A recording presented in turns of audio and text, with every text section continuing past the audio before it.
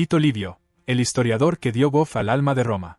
En el vasto escenario del mundo romano, donde convivieron emperadores, filósofos, poetas y guerreros, hubo una figura que, sin empuñar una espada ni liderar un ejército, se convirtió en uno de los pilares de la identidad cultural de Roma, Tito Livio.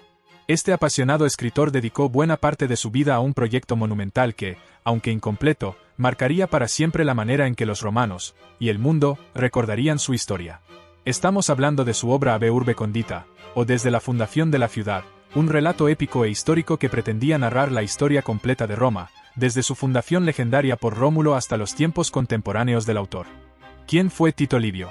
Tito Livio nació alrededor del año 59 a.C. en Patavium, la actual ciudad de Padua, en el norte de Italia.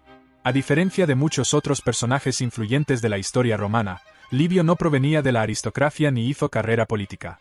Sin embargo, su familia era lo suficientemente adinerada como para permitirle dedicarse de lleno a su pasión, la escritura y el estudio de la historia. Lo que sabemos de su vida personal es escaso y proviene principalmente de fuentes posteriores como Suetonio. Lo que sí es claro es que, a pesar de no ser parte del poder, Livio llegó a tener influencia en las altas esferas. Incluso fue preceptor del joven Claudio, quien más tarde sería emperador. Su relación con Augusto. Livio se trasladó a Roma alrededor del año 30 a.C., justo después de la consolidación del poder de Octavio Augusto, tras la derrota de Marco Antonio y Cleopatra.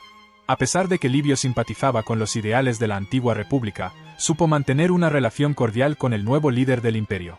Este vínculo se mantuvo tan firme que Augusto le confió nada menos que la educación de su nieto, Claudio.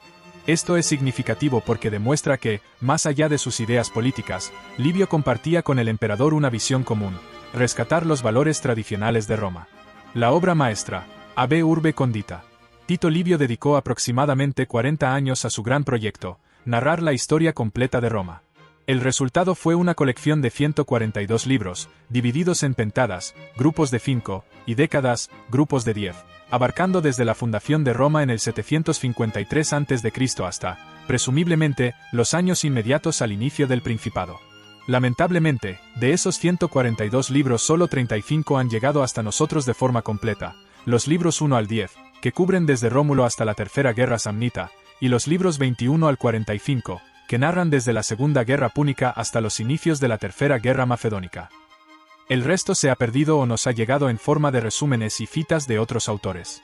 ¿Por qué fue tan importante? Lo que distingue la obra de Tito Livio no es su precisión histórica, algo que los estudiosos modernos le critican, sino su capacidad para contar la historia de forma amena, vívida y profundamente humana.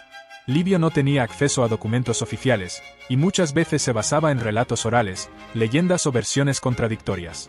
Pero eso no le importaba, su objetivo era ofrecer una narrativa accesible, que hablara tanto de los héroes legendarios como de los ciudadanos comunes.